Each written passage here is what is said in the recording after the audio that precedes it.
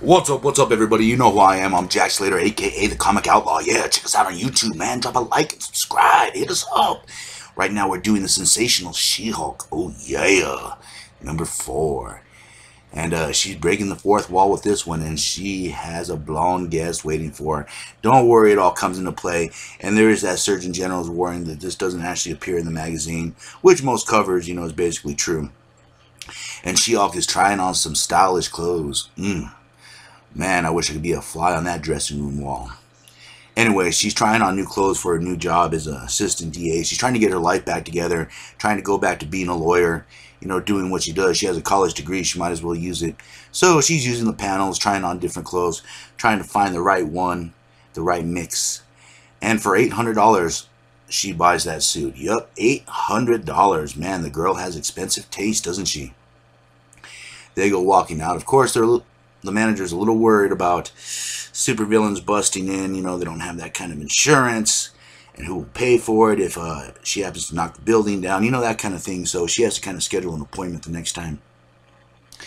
Meanwhile, this girl's out there waiting, kicking back, and then all of a sudden a big truck pulls up and a road hog steps out.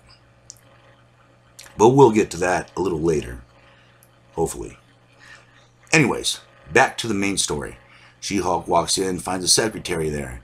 And, she's sitting there going over everything that needs to go and happen. And then you meet the boss, Mr. Towers. And he welcomes her, He's very happy to have her. And not only is she smart, she's also a superhero. So, there's a lot of pluses here. And, of course, he sends her home, because she's a bit overwhelmed. She got the job and everything.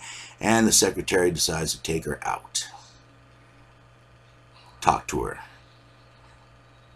And, of course, she explains that Mr. Towers has 2 daughters, and magically they go from one place to the other. You gotta love panels, just teleports right into the bar. And, of course, She-Hulk's wondering what's going on. And that's the magic of panels, man. You can just slide on through. And she goes on and tells a story about how she was once a beautiful blonde, a vixen. Her boss was in love with her alter ego, of course, classic. He kidnapped her one day, revealed her identity, they got married. The typical husband and wife stuff. She had a few kids. Of course, in the 50s, 60s, superheroes start to arise. Of course, they're older now. And she's kind of pining for what used to be. Since she was a superhero, she kind of misses that. But now she's a secretary, has a decent job.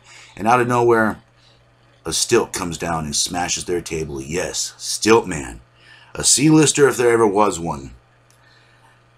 And basically he uses stilts to go steal stuff. And She-Hulk stripping down to her sweet, sweet nothings. Because that's an $800 suit, of course. And she's not going to ruin it. So she takes off her shoes, her skirt, and her blazer. And in all red, she decides to jump on the Stilt Man, which he has a protection, because he's fought Spider-Man, Daredevil, Captain America, blah, blah, blah. And he has a little electrical system to save himself from people like jumping on his back. Apparently, C-listers can also learn from their mistakes. She-Hulk goes flying right into the trash, picks herself right back up, and of course, she grabs the legs and tries knocking him over. And she kind of underestimates him here, because she thinks the fight's pretty much over, and he stands right back up and smashes her down. Not just down, all the way down New York. And she arrives right when the train is coming through for the subway. And this is pretty funny. Her head actually pops through subway train. Her head starts going through the car. Man, they cut off her head in one issue, and now it's going through a subway car. That had to be one sharp saw previously. Man. Anyways, She-Hulk's being humiliated by the Stilt Man.